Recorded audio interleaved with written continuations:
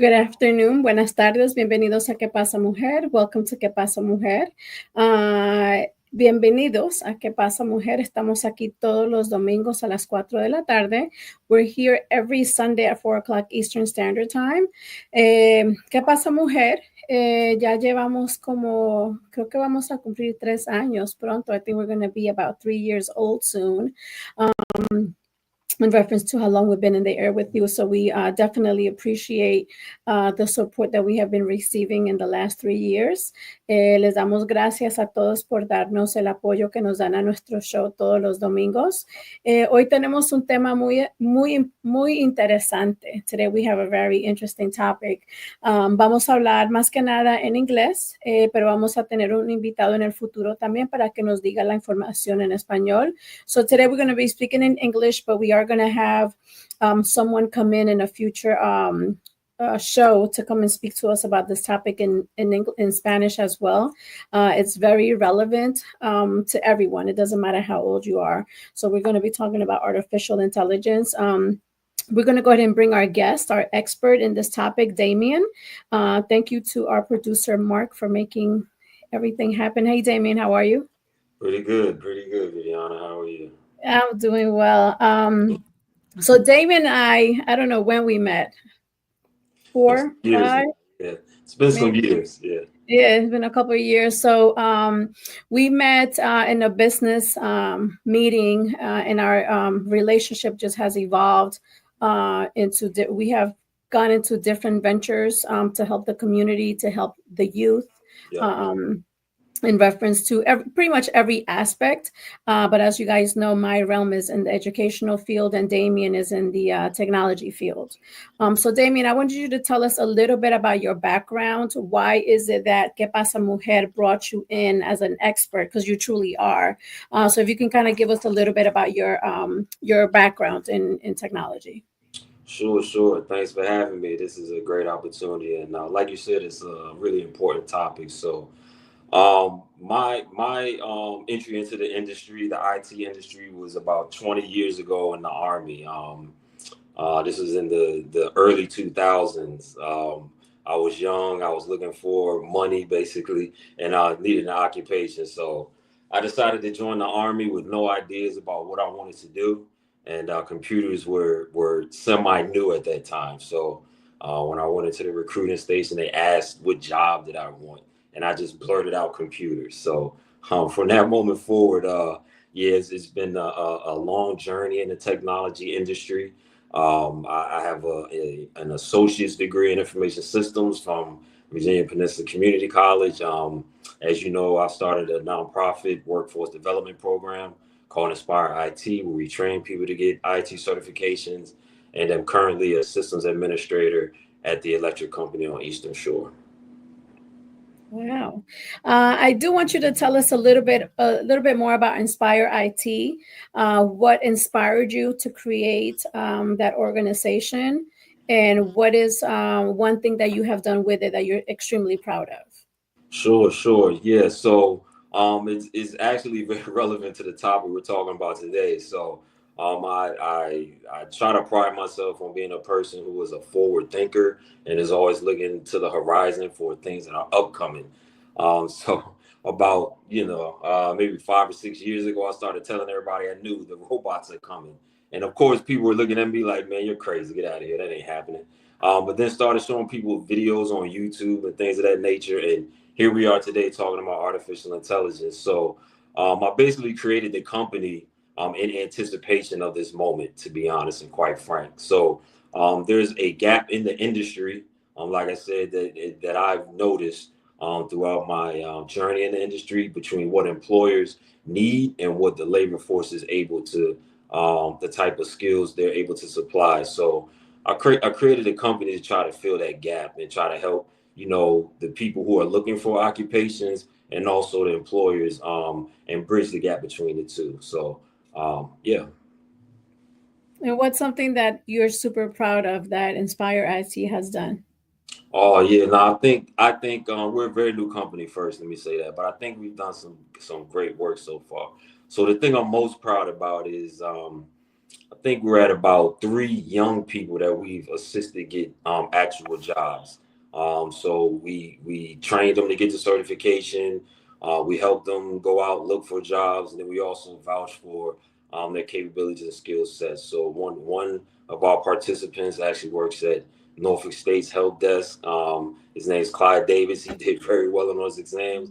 He passed them first go around. I know people that have been in IT for 10, 15 years can't pass those certifications the first go, but he got it done, and now he's working there now. That's, I think he said last time I talked to him, he's up to maybe $30 an hour. So his first IT job ever, he's doing very well. So we're super proud about the fact that we're able to help some young people get their life started. Yeah, I thought the first class that you had, you just provided everything for them, pretty much. I know training, meals, Yeah. transportation, job placement. So there was a lot of things that you were doing, and so Inspire IT is a nonprofit organization, so it does. We are looking for donations all the time, grants, and anything. If there's anybody out here in the audience that wants to collaborate with Damien and Inspire IT, that's definitely an option. We're always looking for the collaboration, for partnership. We don't believe in like hoarding information. We want to definitely share the wealth and share the ability to help the community and help young people.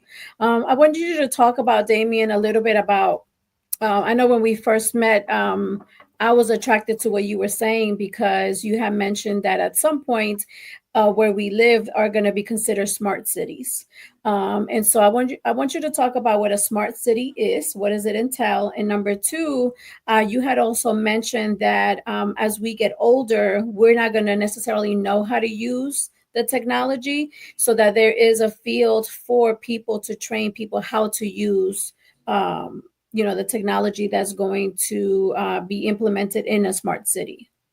Sure, sure. And first, let me say I'd be remiss if I didn't say how much I appreciate and how instrumental you were in the beginning of our company as well. So you providing your facility and encouragement and support that was tremendous in our development. So we definitely wouldn't be where we are without you and your company. So I just want to say I appreciate you for that. But Oh, thank you. um, Anytime. yeah, no problem. So yeah, so I can't recall exactly if I read it or I heard it somewhere, but I try to keep my ear to the ground. So basically, um, someone was making the point that because when we were rolling over into the new millennium, everybody was scared about Y2K and things of that nature. In the year 2000, we're supposed to be in the future, but this person was making the point that the future or millennium doesn't really hit home until about 20 or 30 years into it. So the point I'm making is we're really in the future now. Like as of right now, we are in the future. So things like artificial intelligence, robotics, smart city, things of that nature, they're definitely going to take hold economically. It is very important that we all pay attention so that we can understand our role and position in it. So basically, to answer your question, a smart city is basically a way to digitize the city infrastructure. So, for example, let's use streetlights. For example, the streetlights are they operate through some mechanism in some city building somewhere, and they've probably been doing that for decades. So, what they're going to do now, though, is they're going to attach sensors to this stuff so that they can make decisions about how they operate. So smart cars is a thing to think about when you're thinking about smart cities. The electrical grid. Once you attach a sensor to these instruments, what it does is it puts a processor, not to get too technical with it, as like a computer has, into the sensor where it's able to read environmental data and make decisions about how to operate. That's the most basic way I can put it. And you can think about things like in your house with the thermostat. Um, Talking about Alexa, Google Home, things of that nature, the voice command stuff. Just think about that on a larger city scale, and the infrastructural parts of the city will also be able to be automated as well. So that's the short, pretty simple way to try to explain something very complicated. But just think about your smart home on a city scale. Mm. Yeah, I know. A couple of months ago, I was talking to someone from a local police department, and they were saying they have some type of technology that is it surrounds like the trunks of the trees. So because we have a lot of trees in the medians, and so those devices are able to detect gunshots. So it will alert even before somebody calls 911. So these devices detect the shotguns, and the police can react quicker. It makes me think also about, as you guys know, I give my life to TikTok like every day for about 20 minutes, but it turns into an hour. But even watching videos from Asia of, when you walk in, as soon as you walk in, Yep. some type of rat, you put your feet somewhere and it just kind of keeps your house clean, or the toothbrush mechanism and the toothpaste mechanism. And how I know in Asia, I've seen a lot of more vending machines, right, where you actually get full meals. So any of those things will be considered smart. Even if you think about it, like maybe years ago, where they have the sensor light. So like, when you walk out of your house, the sensor light comes on. Those things, and I think we utilize these things all the time, but we have become so accustomed to it, like the Ring camera, or even our cell phones. We call them smartphones, but it's part of um, that smart city mentality, right? Being able to track, your family members, where they're located. So all of those things, I think, are it's great. It's scary for me, for my generation, at times. And I had shared this with Damien as well, talking about because there's different types of AIs, from what Damien has told me. He's going to go into that a little bit. But one of the scary things for me recently was I had a student that was engaging with artificial intelligence to get advice about, drama they had going on in their teen world. And I just thought that was extremely scary. So if you could talk a little bit about that, Damien, because I think as parents, if we are not super connected of all the capabilities that AI has, our children can get caught up in something. So if you can speak a little bit about that. Yeah, sure. So, yeah, this is the time where everyone's going to have to be active and paying attention because the nature of artificial intelligence it's not going to serve any of us well if we just relegate that to someone else. So you want to be paying attention to what's happening because the technology is so invasive. To your point, everyone's going to need to be aware. So I'll say this to start. Well, let me go back. So basically, what artificial intelligence is, I think it'd be cool to give the context for what it is. It's not a mystical, magical thing. It's basically just a set of code that performs tasks and recognizes patterns so it is able to make decisions. So the point I'm making by saying that is the artificial intelligence only knows what data is input into it. So in that situation or case, it could be a good thing or a bad thing. So if certain individuals are putting data out into the internet and that's the only source of data for artificial intelligence, I mean, you can imagine the ramifications of that. So, with that being said, to speak directly to what you're talking about, we're going to have to be very proactive in having people understand that artificial intelligence is not your substitute for your doctor. That would be like you just Googling how to give yourself surgery. So that's a very good point, especially with the younger ones, the younger generation. We have to be adamant about and very aware of how they're using artificial intelligence because it is not a substitute for expertise. It's literally just Googling the answer just like you would and just spitting out a response. So yeah, we got to be very cautious. Yeah, very, very scary. And I think it's having, Maddie usually talks about, just getting educated. And I think as parents today, we need to be aware of what access our children have.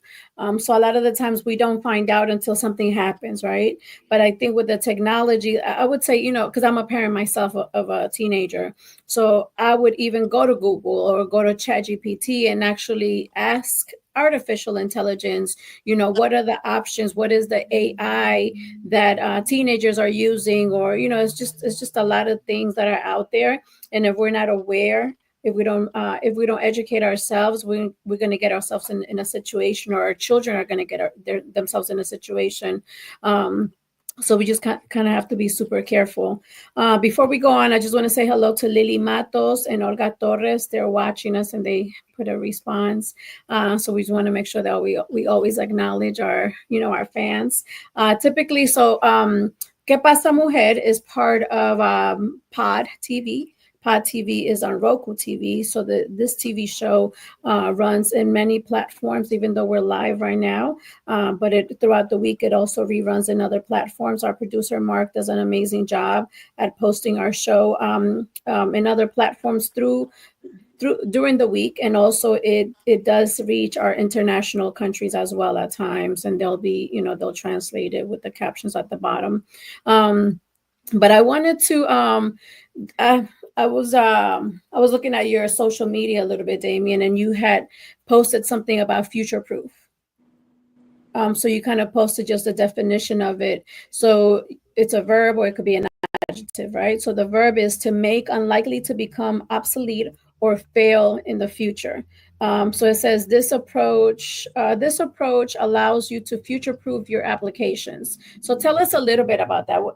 How can I, being 47, have the mentality that things that I do are future proof for me and for my children? Let's say, how do I implement that into my life? Sure. No, that's a great question. So I think that at the core of future proofing, what that is to be proactive. So I think that you've already talked about a lot, like educating yourself about what the technologies are that are coming up, and there are a lot of them. So what we want to do is we want to create a space or a construct around us that is able to adapt to technologies that are on the horizon. So let's use your house as an example. So a big thing in housing now is a lot of older houses, they don't have the architecture for let's say something simple like Ethernet cables. So if you wanted to hardwire your house, because the technologies that are coming up, you'll get a lot better performance if you were able to use the Ethernet cable. If everybody's not familiar, that's that internet cable that looks like a phone jack. So most people have Wi-Fi in their house, which is cool. But then we start moving into smart homes, and all the applications. Like I said, everything will be interconnected. It would better serve you to have your house hardwired.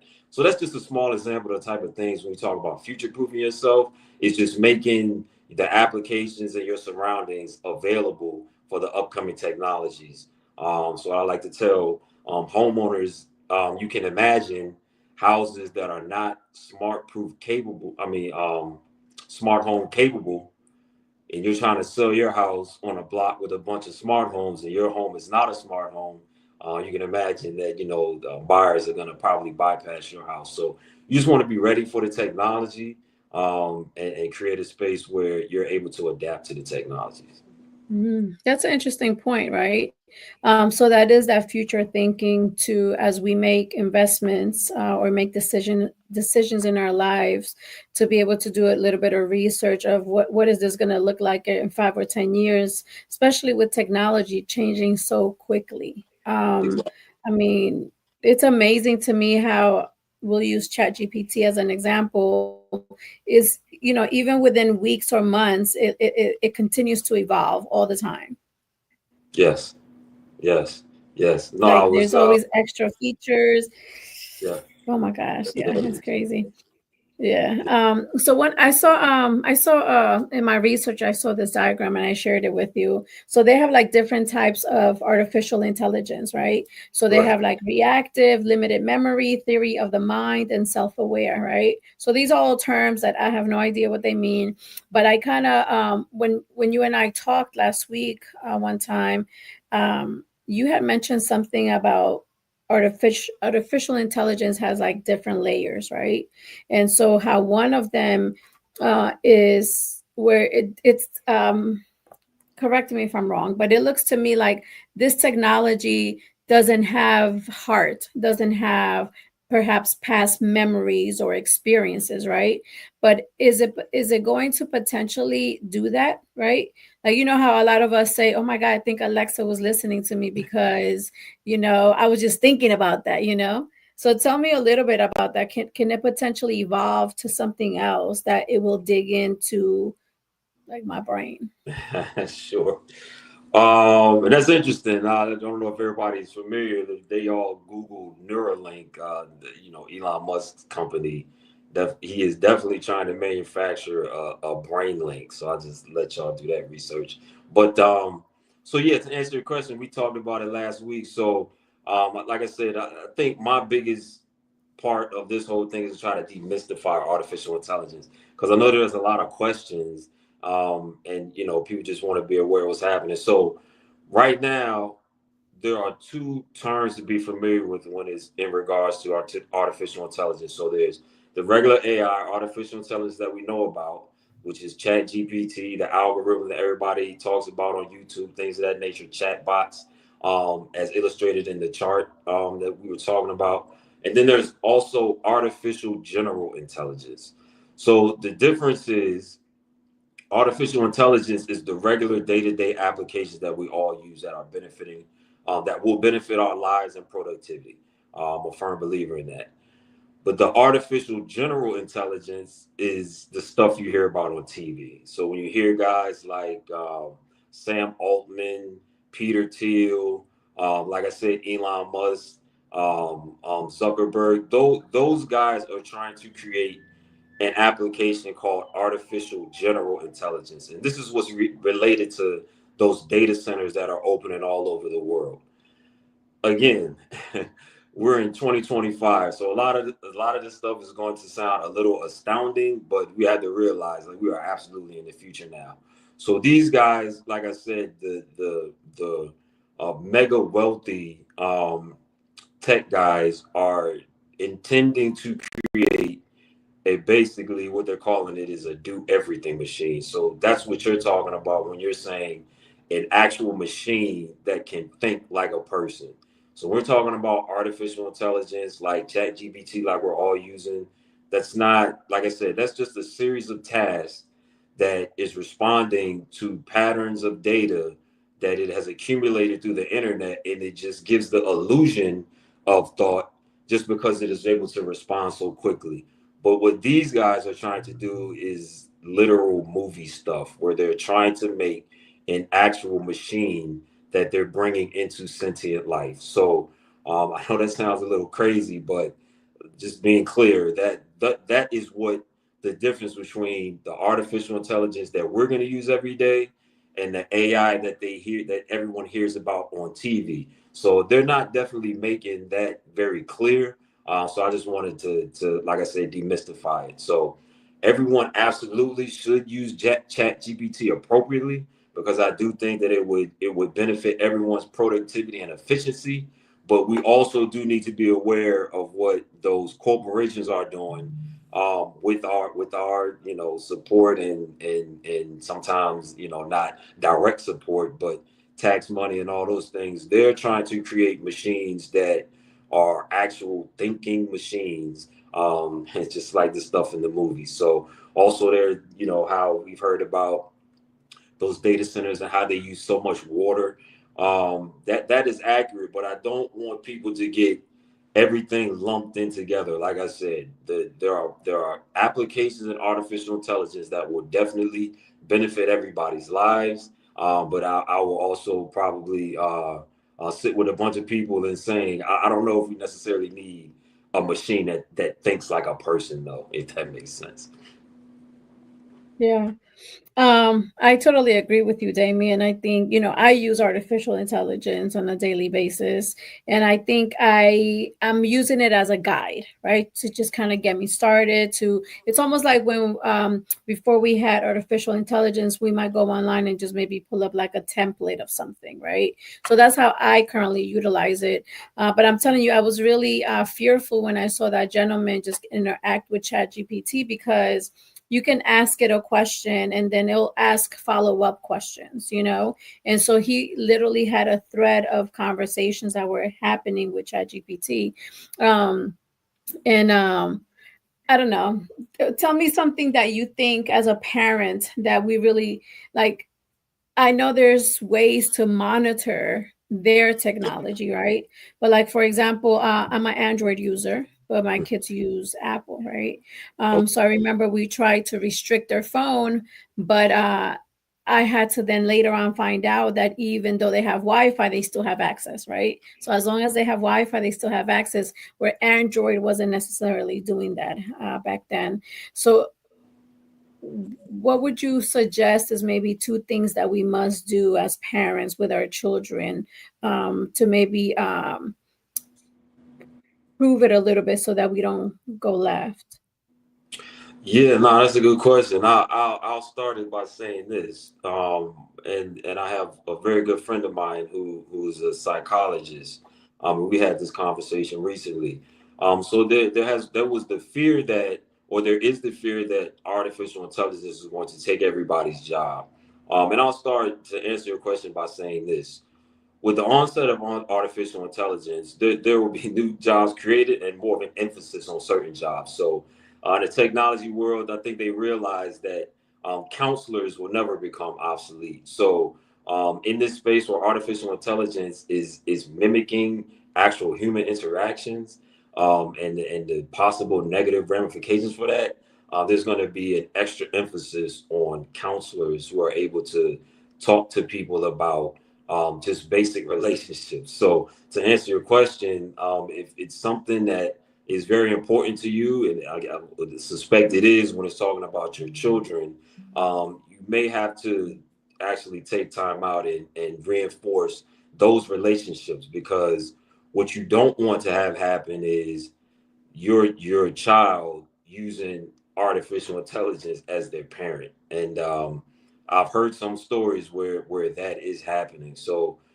we understand that, we're all human, and you have to realize the nature of this technology is to, for lack of a better word, serve people. So let's say, for instance, you set up your chat GPT to respond in the ways um, that you see that best fit you. So that can get a little dangerous. We're talking about younger people who are having conversations with an application that is telling them what they want to hear all day. So being honest, we're all human beings. Like it's difficult when you're approached with a thing that makes you feel good all the time. It's hard to detach from that. So those are conversations we're definitely going to have and be aware of, because the artificial intelligence, like we know with the YouTube algorithm, it is definitely analyzing the things that you appreciate and is going to feed that to you all day. So those younger, individuals who may not be, emotionally upright enough to deal with that, then as a parent, you're definitely going to have to impede that. And you don't want your kids using the chat GPT for emotional support. So yeah, no, it's an interesting thing, and these are things about the future that there are problems that we don't even know we're going to have to deal with. There's going to be a lot of those things with artificial intelligence. So we're all going to have to be diligent and paying attention and ready to pivot at a moment's notice, trying to figure out what's going on. Mm-hmm. Yeah, and I would say too, people like yourself that can have a voice at the table of technology, right? As this is being created, to ensure that certain things are in place in reference to safety to youth. So, like for example, uh, sometimes there's apps and the apps themselves can evolve, right? So I remember with Cash App, I noticed that they started to have like a guardian account Okay. with kids, right? So then now I'm able to, as a parent, right? Number one, I think we need to know which applications our children have on their phones, and also knowing what features those applications have. So every time my son spends money or somebody sends him money, I'm able to see that transaction and I can have that conversation. So I think it's those things, right? I wasn't aware that this was a feature until it was time for me to activate the card, and then it gave me that option. So also, as these apps are created or upgraded, I think there has to be that safety issue, because maybe I'm not my brain won't go to that place that, oh my god, like they should have a guardian account, because that's not what I do. But knowing that that feature is there available, it's just like we know this about Instagram. There's teen accounts, but if these companies don't do a good job at advertising these features, they may not be used. Yeah, yeah, no, and to piggyback off what you're saying, it's going to just have to be a community effort to just educate everybody. So people are going to have to, I don't want to say take responsibility, but to lack of a better word, take responsibility and try to locate individuals who are aware and get the information. Yeah, because it's going to be a lot. Yeah. I wanted you to school me a little, because I know what chatbots are, but I don't know. Like where I know that I've encountered them, but I don't think that, if you could tell me a little bit, because I'm not sure. Because I hear the word all the time, but I'm not really sure if I'm comprehending. Okay. Yeah, sure. So, like I said, not to get all into the technology weeds. So a chatbot is basically a script. It's just basically a small program um, that runs um, successive tasks. So let's say, for instance, you wanted to buy something off Best Buy as soon as it's released. You could create a small script that will log into the Best Buy, pay it, purchase it, and all those things that you would manually do to buy the thing. The chat bot will do it for you. So people have gotten very smart with it. They're able to they call them crawlers. They're able to go around the internet and look for these special deals. I know it's a big thing with like shoes, like people buying Jordans as soon as they drop. They have chat bots out there, so that's why you can never get the Jordans because they're already purchased. So yeah, so it's basically just a small script on the internet that performs certain manual tasks without you having to do it. Hmm. Another question I had, what do you think about face recognition and like fingerprints to like lock or unlock certain things on your phone? I haven't done it because I'm afraid of the unknown, to be honest with you. I went to Colombia a couple of years ago, and they even did I don't know what it's called, but they kind of scan your eye, and then you get priority, when you board the planes. So I wanted you to tell us a little bit of how do we feel about this.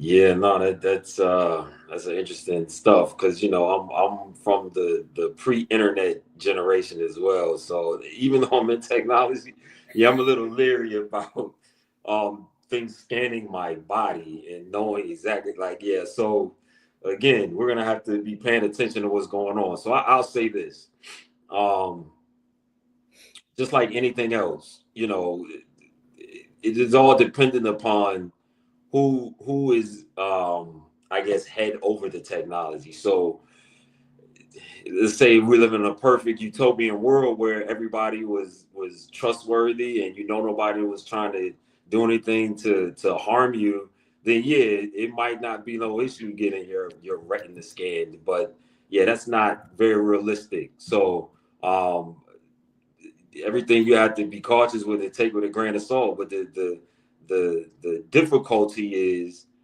like you said, the stuff is coming and being implemented so quickly. It doesn't even really give you a chance to respond. Like I'm not even gonna lie to you, as an IT person, I didn't even have a smartphone until a few years ago. I was still using a flip phone because I didn't want that level of access. But it gets to a point in society now where you're not able to do day-to-day functions. So the best thing that I can suggest is to be educated. So I know that's difficult, and everybody has things that they're interested in. We're all going to have to take time and just incorporate the technology into our daily lives, because you want to be aware of where your data or what they're doing with your data. And I also say this, just so everybody's clear, everything you do on the internet is recorded forever in logs. So nothing can happen on the internet without touching a server somewhere. And basically, a server is a computer or device that stores all of this data. So this stream that we're on right now is being recorded, and it's going to sit on some server somewhere so people can access this data later on. So hopefully that'll help you make decisions. Just realize anything that you do on the internet or any encounters you have with the internet are being stored on a server somewhere that people have access to. So yeah, Mm-hmm. just had to be careful. But certain things like getting on an airplane, I don't know if there's a way around that. Yeah. Yeah, and now with here in the United States, we had to get the our what are the new IDs, the real IDs The that we real have to idea. get. So today, if you don't have a real ID here in the United States, you can't travel. I'm in Virginia. I cannot go to Florida by plane if I don't have my real ID. So they just kind of scan you. They take a picture of you, and then you go in really quick. Yeah. It's definitely more efficient, right? Because they don't even ask you for your boarding pass. They already know you have a ticket, so they're not comparing. There's none of that. You don't even have to take your shoes off. You just go. They just scan you and you go. So definitely, I love the efficiency that it brings, but I can definitely see how it could be abused at times for the wrong things, and we just have to be careful. That's the educational piece you're talking about. Because it is nice to go into whatever platform we use, and because we like this song, it'll give you some recommendations because you like that song, or you watch the movie, is going to give you some similar movies because that's what you like. So those features are amazing, right? But when all this emotional stuff starts kicking in, or like you said, you don't want artificial intelligence to replace parenting or to replace counseling, it could be so dangerous. Yeah. No, So, I so think I think what this is a major societal shift. So we talk about the different economic revolutions that have happened in the past. The one that everybody's most familiar, because the most recent, is the Industrial Revolution. So yeah, we're definitely in a societal economic revolution now. This is a historic event that we're all experiencing. So it's going to have to be all hands on deck. So it's important now that people engage, that the local politicians, the federal like those people are going to have to, and we're going to have to put pressure on them to put things into place that make sure everyone is safe and there are safeguards. So yeah, this is a major world thing that is happening right now. Yeah, especially for us to protect young people and old people. I know large platforms, YouTube, TikTok, they're big on protecting young kids, so they're not going to show a kid's face or something like that. But still, maybe we're not protecting old people as much as we're protecting the young people either, because they're definitely a target with fraud and just so hacking accounts. A lot of the senior citizens are getting links on their cell phones, and they're clicking on the link, and who knows what's happening after that. um, but yeah, I love the easiness of I'm typing an email and it kind of finishes my sentence for me. That's pretty cool. But at the same time, I'm like, dang, too much. It's like the Yeah, micro. no, We love the microwave effect. yeah. No, we're definitely, I think, at a fork in the road. Like the artificial intelligence can bring on an age that humans have not experienced on this planet, or it could be our downfall. So we are definitely at that fork right now. Mm-hmm. Yeah. So also, I think it's very beneficial. Like I'm an entrepreneur, so it's very beneficial in a business aspect. Um, and I think I shared this with you, Damien, when we talked in my research, because I'm really trying to become more efficient within my business, right? Because it's less delegating, and for the activities that truly need a human touch, then we can use the humans. But there's a lot of admin stuff that could be done more efficiently through artificial intelligence Yeah. and having automation. But as I was doing my research, it was just talking about the different features that ChatGPT had, for example. And so one of the features was you can upload a picture of yourself and your, whoever you're dating, and they can kind of read your facial expressions, and it can tell you how you feel about that person and how the other person feels about the other person, and how the relationship is going just by how they look in the picture, right? And I was like, man, like what is this doing to the dating world, right?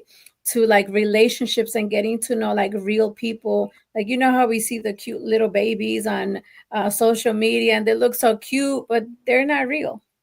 Right. Yeah. Yeah. No, it's a lot again. So yeah, I think that and I'm an optimistic person. I think what's going to happen is there's going to be so much technology that there's going to be an emphasis on those human to human relationships because it may become a rarity in the future. So I'm optimistic that people will start to value those real relationships again and get out of the digital stuff so much. And I'm hoping that's what happens. But yeah, no, it's going to be a lot. Like I said, you don't want to be having artificial intelligence as your emotional support. Like human beings still matter. So Mm-hmm. yeah, we shouldn't be dating the computer. So yeah. Mm-hmm. Yeah, because there's a lot of isolation, and it's not just young people, but people of all ages.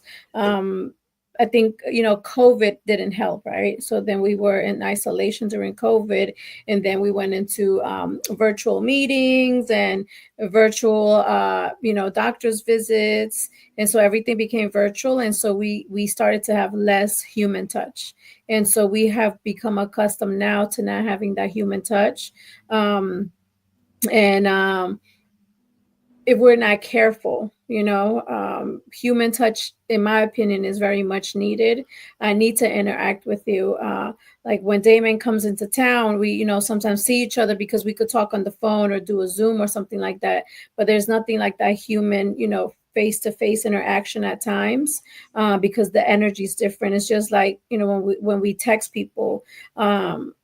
I remember a couple of years ago, somebody texted me and it was all capital letters. Like I was getting upset because I know what capital letters mean. But once I talked to the person, they were like, oh, they didn't know that that's what that meant. So it's a lot of miscommunication that happens when we're using technology. So we have to be extra clear. Um, we have to be smarter than these devices, is it's because it Yeah. could be really bad. Yeah, yeah. No, I think that and this is just our experience as human beings. Like, we've been on this planet for a little while, right? And there are like base biological functions that we've evolved into. So we did not come into this world, in isolation, like you're saying. We evolved to the state that we're in because of those relationships that we've built with each other. So yeah, there those things I agree with you. I think are important, and we should not lose sight of those. Like the technology should just make life easier, but it should not be replacing human beings. There's definitely value in the interconnectedness and the interactions between each other, and it just lends to your experience as a person. So of course you want things to be convenient. But for me, not to get all philosophical, but these are conversations that are going to need to be had. It's about the experience with other people, not how fast can this thing happen so I ain't got to do it, if that makes sense.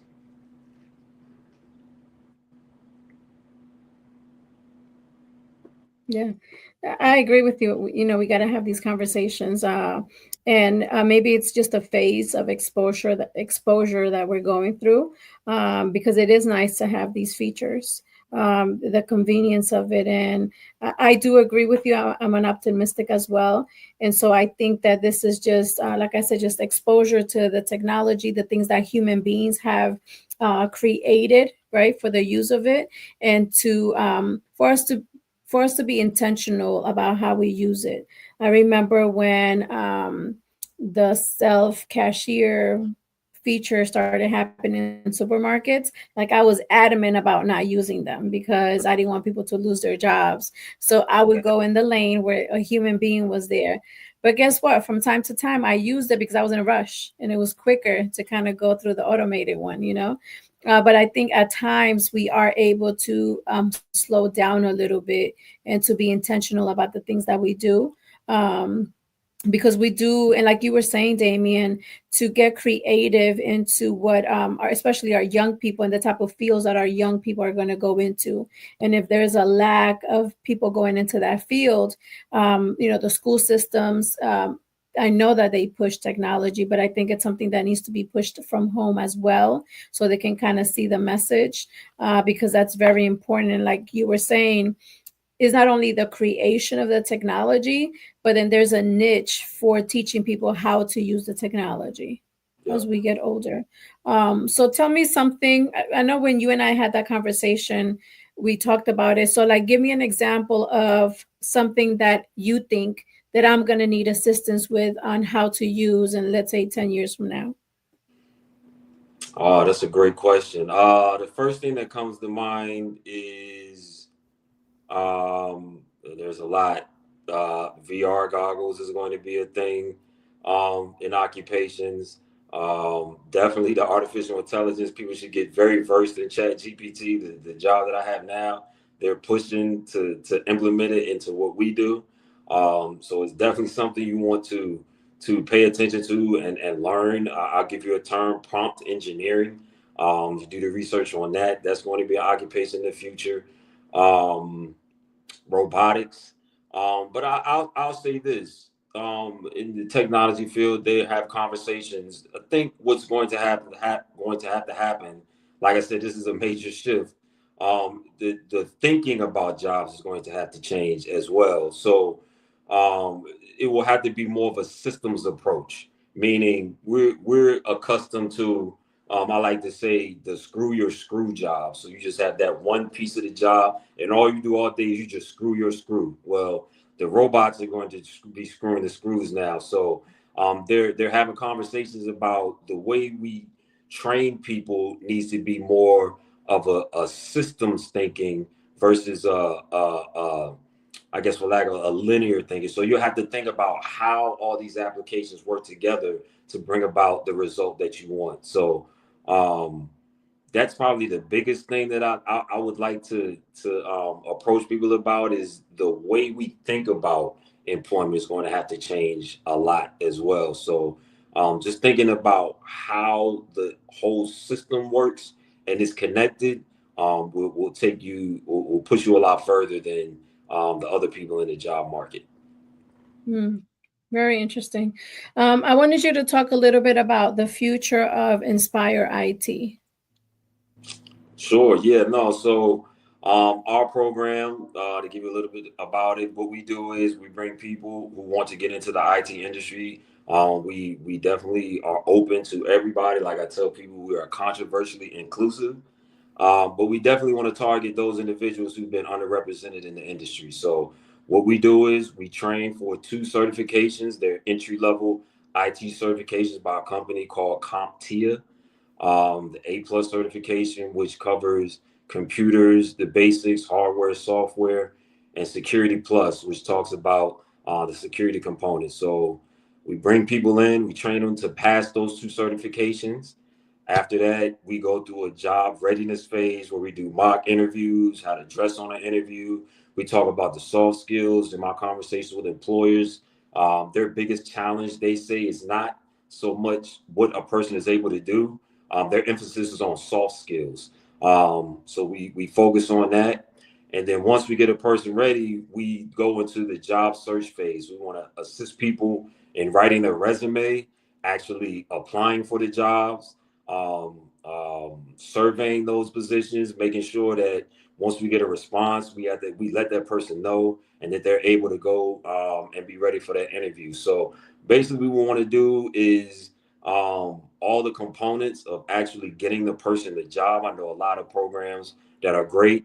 They get you the certification, but what we want to do is we want to be present until you actually get the job. The point of our program is get you the job, not the certification. That is just a means to an end. So, like I said, we've done some good work. Got some people certifications. Got some people jobs. What we also want to do is provide services in the community for employers who need those IT people and those jobs. So basically, we're going to go around and help out the companies who need IT services, and we're just going to have the students do the work. So what that does is it assists the companies with their IT infrastructure, and it also gives our students the experience we need. So we're evolving is the point that I'm making. Like we've been looking at the landscape and thinking about ways to accomplish our mission, and we're always open to changing and expanding. So um,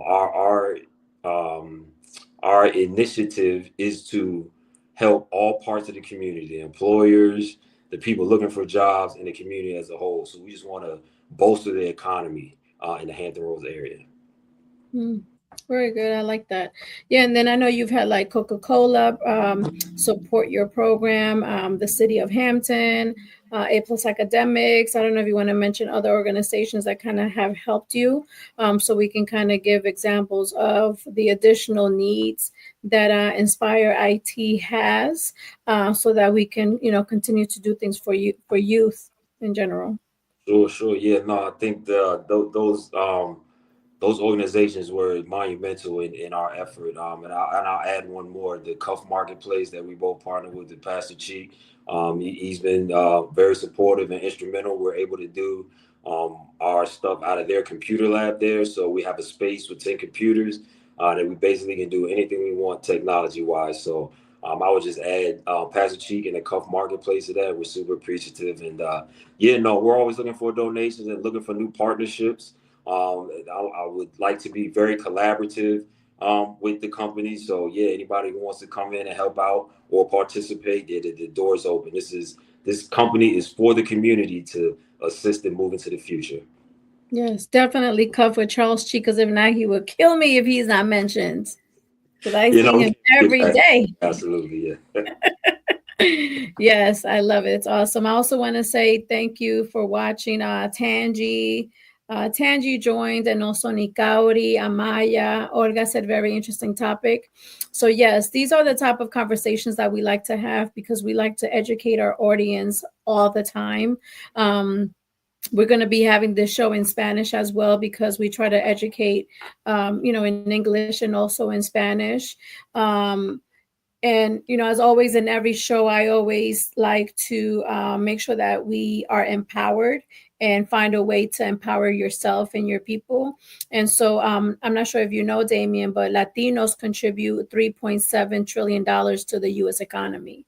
And I'm proud to say that I'm a part of that, because my money's in there, because I spend my money. But yeah, so Latinos contribute $3.7 trillion to the economy in the United States.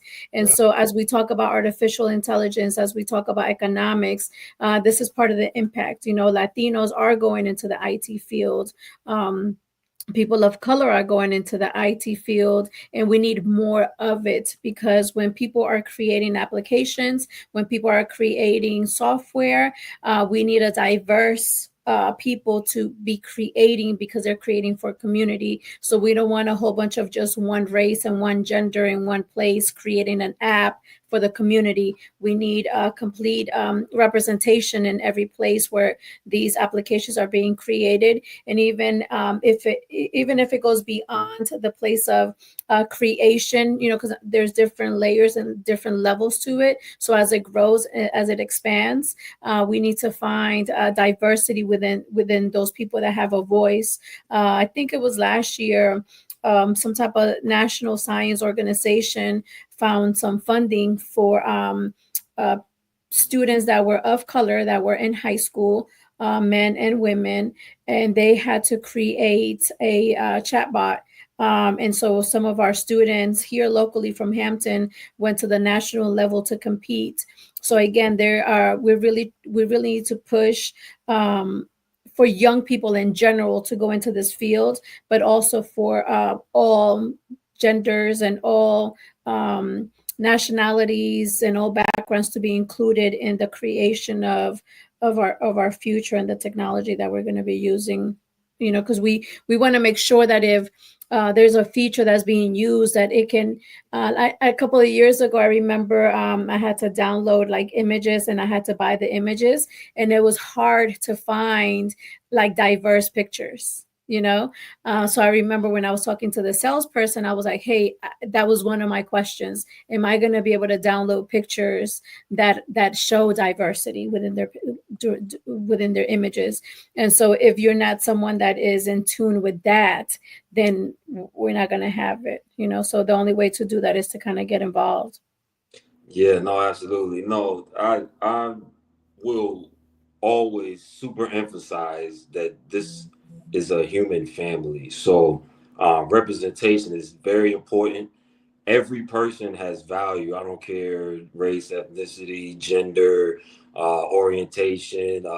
None of that to me matters. This is a family, and hopefully, moving forward, these technologies will give us an opportunity, like I said, to kind of relinquish some of the competing for certain things and create a situation where people can kind of look at each other and say there's no need for us to be clashing over things that the technology can just create for everyone. So that's what I'm very optimistic about. So this is definitely a human family in my mind, and super appreciative of your community's support and representation in our society, and we'll go to war with my Latino brethren at any moment. So yeah, no, I agree with you absolutely.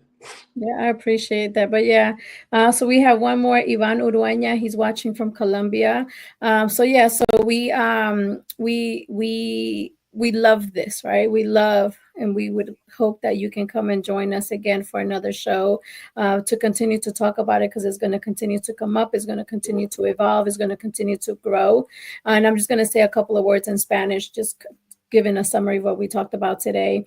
Pero el tema de hoy más que nada fue de inteligencia artificial y la importancia que esta inteligencia existe. Entonces nosotros necesitamos que nuestra juventud o gente mayor, no importa, entren en esa profesión para que sean parte de las organizaciones que están creando la tecnología, para que todos tengamos una voz en la mesa cuando se tomen decisiones.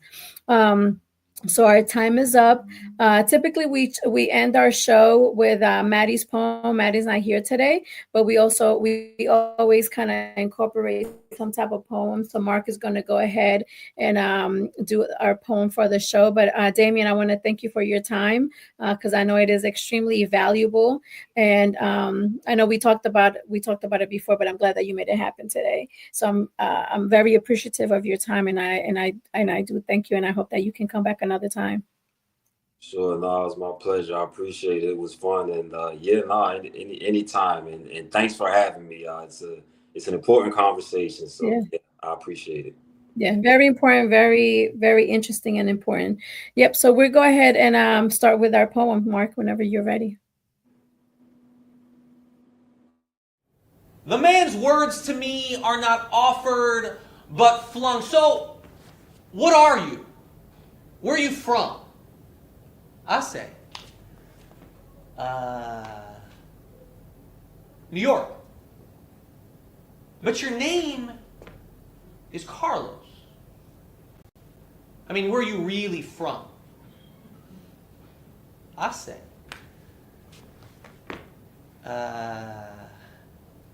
New York.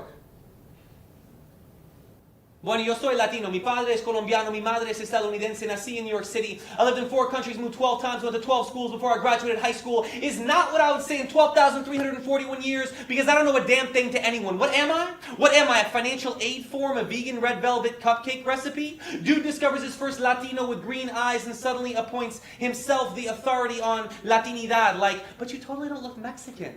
Oh, Colombian, but like what percentage are you? Do you speak it though? Fluently? Dance salsa? Well, oh, but not both parents. You've been there, but not lived there. So you weren't born there. Yeah. I'm not a government questionnaire. I'm not an anecdote for your homogenous social gathering of your homogenous friends. I know everyone you hang out with looks like you. Has a name you're able to pronounce and or share and or sounds pulled directly from an episode of Leave It to Beaver. Here's the deal. Latin America is not just Mexico. Actually pronounced Mexico, pero whatever. Central America is not part of South America, and Mexican is still not a language. The question, where are you from in our current America, is a slur disguised with a question mark. A passive-aggressive microaggression saying you are other. Saying you are not from here. Saying you are not, nor will ever be, one of us. Saying go back to where you came from. But I am from a place beyond place. A place where once you're from there, you can never leave. Because it exists beyond dirt and flesh, beyond your linear and limited concept of time. I am from bloodlines unkillable as water. I am the return that is only earned when absence has stretched its greedy void across a passage, as stoic and sacred as an abuela's hard-edged love. I am my black and Latina daughter's grace. Chimered into the cobalt pulse of these once too often fists, I am a boy. Without a word of English in his mouth, in a Catholic school classroom in South Florida, his son on a stage, 58 years later tonight, reading this poem for him. I am the steady ray of light, unlocking my mother's teeth, tossed skyward in a laugh. What hard-earned joy looks like, carved from the wreckage of a lifetime's worth of grief. You are not ready for the answers to the questions you ask, not ready for the worlds these words might shake free. You could never understand what I am, or where I am from.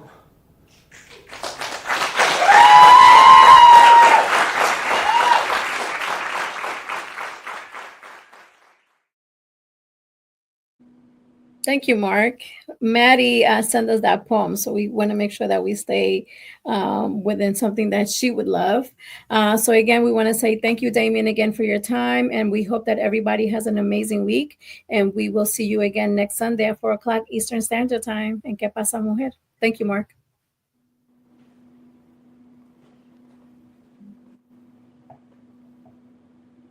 Whether you're a seasoned designer, dabbler, or just starting out, this course is for you.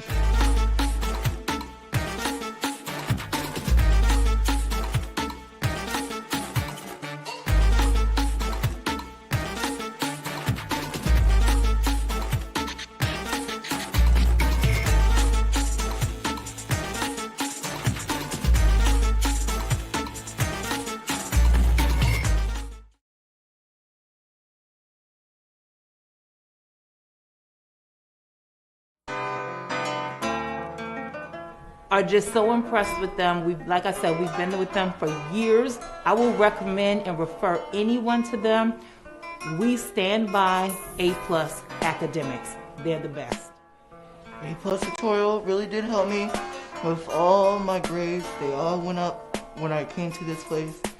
And I would say I recommend this school to everyone. So it's a really good environment to be in, especially for me because it makes me look up to my parents. If you have students that need academic help, A+ Academics is the place to be. A+ Academics, what a great place to go for academics. It's just a really great place to learn.